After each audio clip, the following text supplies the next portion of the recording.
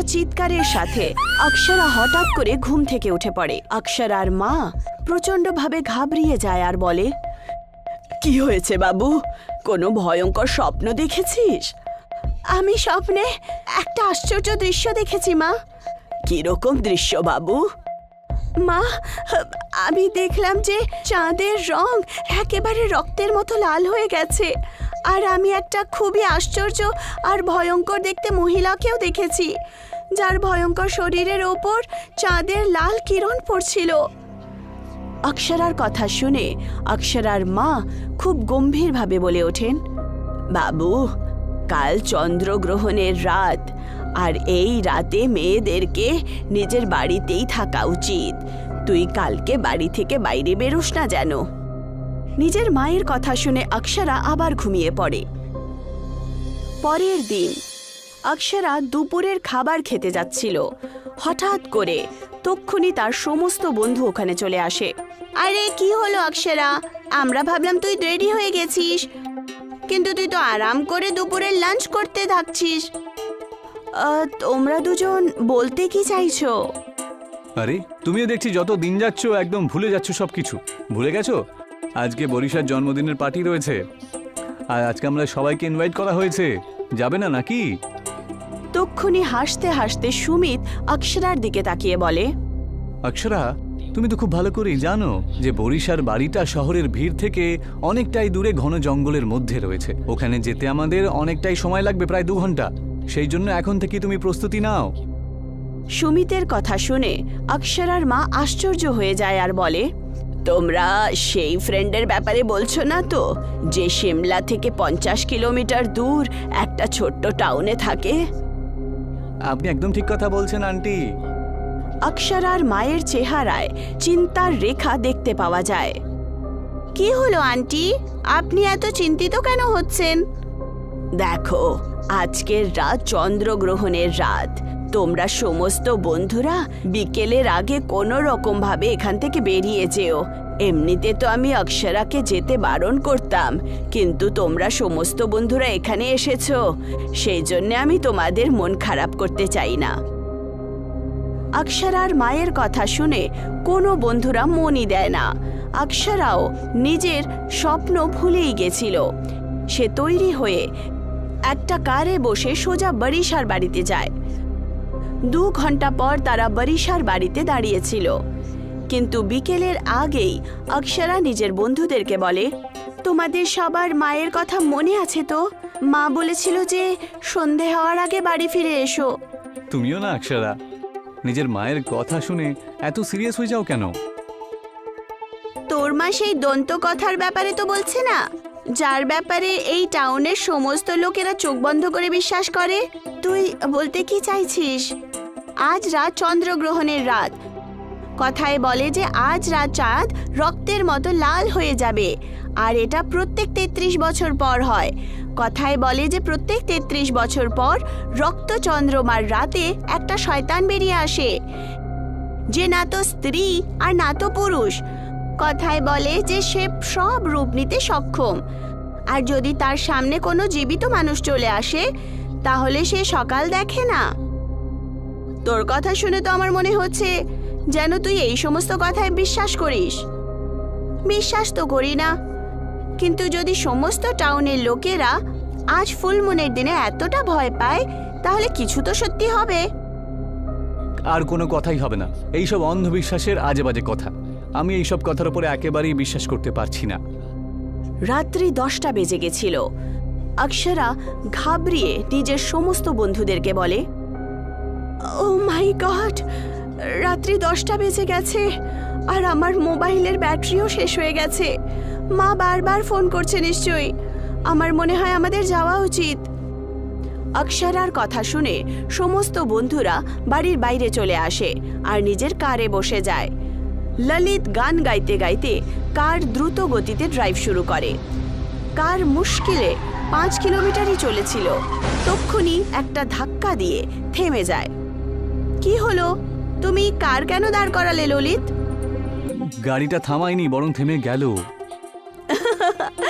আচ্ছা, এই কারটা সে ডেভিল তো খারাপ করেনি, যার কাহিনী 2 ঘন্টা ধরে আমরা শুনছিলাম? কাবেরী, অনেক হয়েছে। দেখো না, অক্ষরার ভয়ের চোটে কত খারাপ অবস্থা। সমস্ত বন্ধুরা কার থেকে বাইরে বেরিয়ে আসে, আর কার থেকে বাইরে বেরোনো মাত্রই কাবেরী জঙ্গল দেখে বলে ওঠে, ও মাই গড, এখানে তো সবকিছু খুব খালি খালি। এই খালি জায়গায় তুমি একটা কথা নোট করনি কাবেরী? একটাও জানোয়ার এখানে আশেপাশে নেই, আর নাই কোনো জানোয়ারের আওয়াজ আসছে। অক্ষরার কথা শুনে সৌম্যা প্রচণ্ডভাবে আশ্চর্য হয় আর বলে, কথা তো তুই ঠিক বলছিস অক্ষরা, নয়তো অর্ধেক রাত্রিবেলা কোনো না কোনো বুনো জানোয়ারের আওয়াজ তো চলেই আসে। ললিত সুমিতের দিকে তাকিয়ে বলে, এখন এখানে দাঁড়িয়ে দাঁড়িয়ে মেয়েদের কথাগুলো শুনতে থাকবি নাকি আমাকে কিছু সাহায্য করবি? সুমিত আর ললিত কারের বনেট খুলে তাতে কি খারাপ আছে সেটা খোঁজার চেষ্টা করে। তক্ষুনি হঠাৎ করে তাদের সবার কানে কাবেরীর চিৎকার চলে আসে। কি হলো কাবেরী? জানি না, এক্ষুনি কিছু সেকেন্ড আগে তো আমার পাশেই দাঁড়িয়েছিল, দেখতেই পাচ্ছি না। এরকম তো হয়নি যে ওই কাহিনীতে কিছু না কিছু সত্যি আছে? হঠাৎ করে কাবেরীর হাসি ওরা সবাই শুনতে পেরে যায়। কাবেরী একটা গাছের পেছন থেকে হাসতে হাসতে বেরিয়ে আসে। আমি তো তোমাদের সবাইকে ভয় পাওয়াচ্ছিলাম, আর তোমরা সবাই সত্যি ভয় পেলে। ফালতু কথা বন্ধ কর কাবেরী, তুই জানিস আমরা সবাই কত ভয় পেয়ে গেছিলাম, আর তুই হঠাৎ করে গায়েব হয়ে গেছিলি। বুদ্ধু, তোদের সবার চোখের আড়ালে আমি এই গাছের পেছনে লুকিয়ে গেছিলাম। আচ্ছা শোন, দেখ না কত ভালো হাওয়া বইছে এখানে। আমি এখানে এমন একটা বাড়ির কথাও জানি যে অনেক বছর ধরে খালি পড়ে আছে। তোরা চাইলে আমার সাথে তোরা যেতে পারিস। কিন্তু এর আগে তো তুই এই কথাটা কখনো বলিসনি। আরে বাবা, কিছুক্ষণ আগেই আমার কথাটা মনে পড়লো। আমার তো মনে হচ্ছে আমাদের কাবেরীর কথাটা শুনলে বরং ভালো হতো, কারণ কারের ইঞ্জিনটা পুরো গরম হয়ে গেছে। হতে পারে ওই বাড়িতে আমরা জল পেতে পারি। সমস্ত বন্ধুরা কাবেরীর কথায় সহমতি জানায়। কিছুক্ষণের মধ্যেই কাবেরী ওদের সবাইকে একটা খালি বাড়িতে নিয়ে যায়। তুমি তো বলেছিলে যে এখানে একটা বাড়ি আছে নাকি, কিন্তু এটা তো একটা ভাঙা বাড়ি। ঘন জঙ্গলে বানানো একটা ভাঙা বাড়িকে বাড়িই বলা হয়। চলো ভেতরে যাই। তক্ষুনি একটা মহিলার মন কাঁপিয়ে দেওয়া চিৎকার ওদের সবার কানে চলে আসে। হঠাৎ করে একটা কালো ধোঁয়ার ঝড় চলে আসে। সেই ঝড়ের মধ্যে সৌম্যা আর অক্ষরাও ঢুকে যায়। ওরা দুজন সেই ঝড়ের মধ্যে প্রচণ্ডভাবে ঘুরতে শুরু করে। হঠাৎ করে ঝড় থেমে যায়।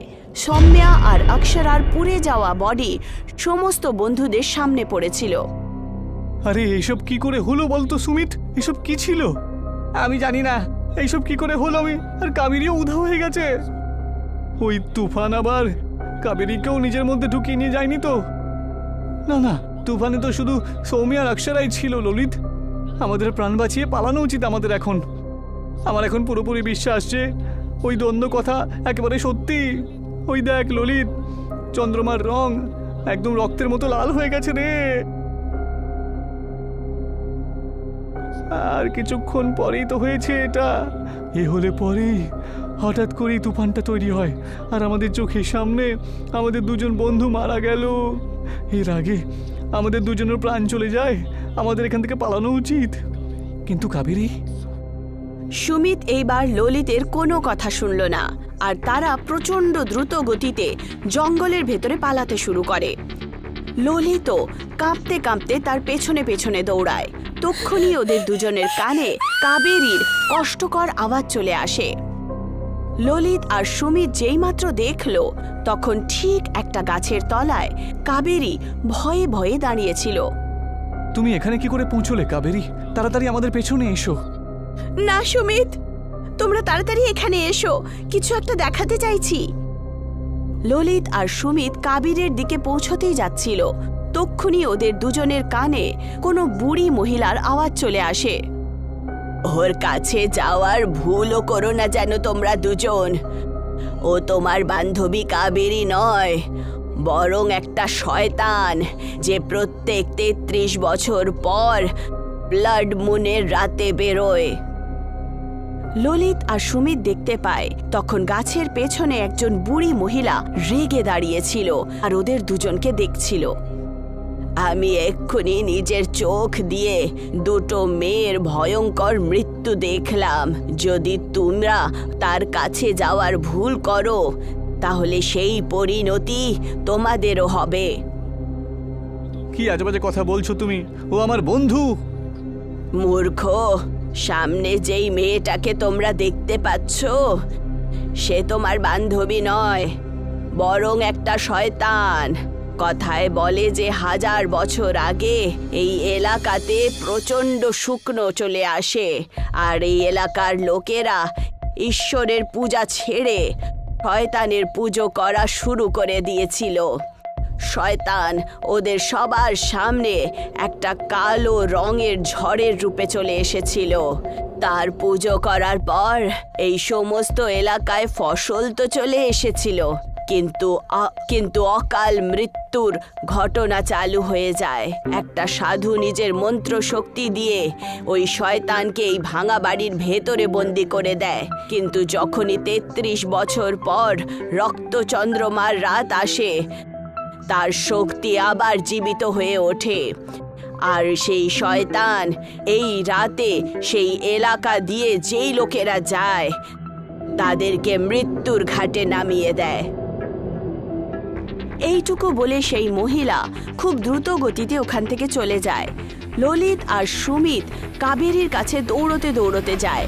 হঠাৎ করে কাবেরী কাঁপতে শুরু করে দেয়, আর কিছু সেকেন্ডের মধ্যেই একটা ভয়ঙ্কর বাদুড়ে পরিবর্তিত হয়। এটা দেখে ললিতের হাত পা ঠান্ডা হয়ে যায়। তুমি? তোমার বন্ধু তো সেই সময় মারা গিয়েছিল যখন প্রথমবার চিৎকার করলো। আমি গত 33 বছর ধরে তৃষ্ণার্ত রয়েছি। এইটুকু বলে ভয়ানক বাদুড় গায়েব হয়ে যায়। আর তারপর আবার সেই ঝড় আসে, আর ললিত আর সুমিত সেই ঝড়ের মধ্যে ঘুরতে ঘুরতে বাজেভাবে পুড়ে যায়। আর একটা মন কাঁপিয়ে দেওয়া চিৎকার সেই জঙ্গলে ছড়িয়ে পড়ে।